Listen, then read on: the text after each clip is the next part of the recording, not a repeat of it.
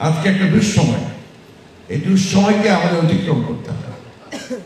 আজকে এখানে বিচার ব্যবস্থা পুরোপুরিভাবে দলীয়করণ হয়ে গেছে। এখানে অর্থনীতিকে পুরোপুরিভাবে নিজেদের মতো করে তারা সেখানে লুটপাট চালাচ্ছে। আজকে রাজনৈতিক ব্যবস্থাকে ধ্বংস করা হয়েছে, নির্বাচন ব্যবস্থাকে একেবারে উপরে ফেলা হয়েছে। কিছু নেই, এখন অবশ্যই কিছু নেই। ওই ৭১-এর কথা আমরা বলি, সেই ৭১-এর মুক্তিযুদ্ধ চেতনার কথা আমরা বলি, কিন্তু সেই চেতনার অবশিষ্ট নেই। যার জন্য জাফরুল্লাহ চৌধুরী সাহেবরা লড়াই করেছিলেন, সেই মুক্তিযুদ্ধের চেতনাকে দিয়ে আবার ফিরিয়ে আনতে হয়।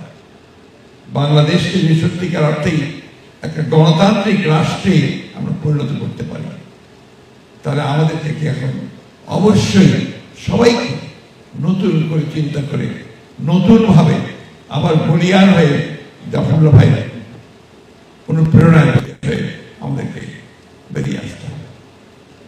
আমার বিশ্বাস আজকে যারা আয়োজন করেছেন তাদেরকে আমি আন্তরিক ধন্যবাদ এবং কৃতজ্ঞতা জানতে চাই যে তারা আজকে এমন সমস্ত দেশের গুণীজনদেরকে এখানে সহায়তা করতে সক্ষম হয়েছেন, যারা পক্ষে সম্ভব এই দেশকে পথ দেখানোর, দেশের সামনে একটা উদাহরণ সৃষ্টি করবার জাফরুল্লাহ ভাই। আসুন আজকে এই প্রতিক্রিয়াই আমরা গ্রহণ করি। কে কি বললো সে দেখার দরকার নেই। আমরা আমাদের মধ্যে যে আর্ট আছে, যে আকাঙ্ক্ষা আছে, আমরা যারা ৭১ সালে যুদ্ধ করেছি, আমরা একটা গণতান্ত্রিক বাংলাদেশ দেখতে চেয়েছি। এরপরে আমাদের যারা প্রাণ দিয়েছেন এই গণতান্ত্রিক রাষ্ট্রের জন্য, যারা গুম হয়েছেন, তাদের সকলকে সেই সম্মানটুকু দেওয়ার জন্য আমাদের আজকে একটাই মাত্র দায়িত্ব যে আসুন আমরা সবাই ঐক্যবদ্ধ হয়ে আজকে এই ভয়াবহ দুঃশাসন যে আমাদের সমস্ত ভালো অর্জনগুলোকে কেড়ে নিয়েছে, আমাদেরকে পঙ্গু করে ফেলছে প্রতি মুহূর্তে, আমাদেরকে পুরোপুরি একটা দাসানুদাসে পরিণত করছে, সেইখান থেকে বেরিয়ে আসতে হবে আমাদেরকে ঐক্যবদ্ধ যাবে। এর কোনো বিকল্প নেই। আমরা এখন অত্যন্ত দুঃসময়, কঠিন সময় অতিক্রম করছি। রাজনৈতিক অর্থনৈতিক সংকট ভয়াবহভাবে আমাদেরকে আক্রমণ করেছে। এর থেকে বেরিয়ে আসার জন্য আমরা হাত পা ছুটছি।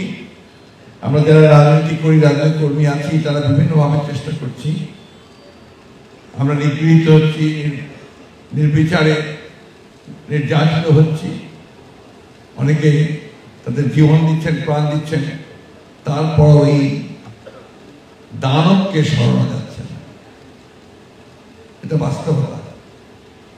সেই জন্যই এক কথা কিছুক্ষণ আগে আলাপ হচ্ছিল, একজন কৌশলের কথা বলেছেন, আসলেও এখন প্রয়োজন সমগ্র জাতি ঐক্যবদ্ধ হওয়া। সব নাগরিক যারা দেশকে ভালোবাসেন, সব রাজনৈতিক দল যারা দেশে গণতান্ত্রিক একটা ব্যবস্থা তৈরি করতে চান, তাদের এখন সবাইকে এক হয়ে সোচ্চার কণ্ঠে শুধু রাজপথে বেরিয়ে না, সমগ্র রাষ্ট্রযন্ত্রকে ঝাঁকা দিতে হবে। আর তাহলেই হয়তো আমরা ডক্টর জাফরুল্লাহর যে স্বপ্ন, সেই স্বপ্নকে আমরা কিছুটা বাস্তবায়িত করতে পারি। আমরা একটা ভয়াবহ একটা শাসনের মধ্যে পড়েছি। অবলীলা এখানে আপনার হত্যা করা হয়, খুন করা হয়। এই যে মেয়ে সঙ্গীতা, তার ভাইকে গুম করেছে প্রায় ১৬ বছর, ১২ বছর পার হয়ে গেছে। তার ভাইরা প্রায় ৭-৮ জন ভাই, আমাদের সেই ছোট্ট মেয়েটার বাবা, এরা আজকে এখন পর্যন্ত প্রায় ১২-১৩ বছর হয়ে গেল ফিরে আসা। অবলীলায় তারা বলে যে আমরা তো পালিয়ে লুকিয়ে আছে। যখন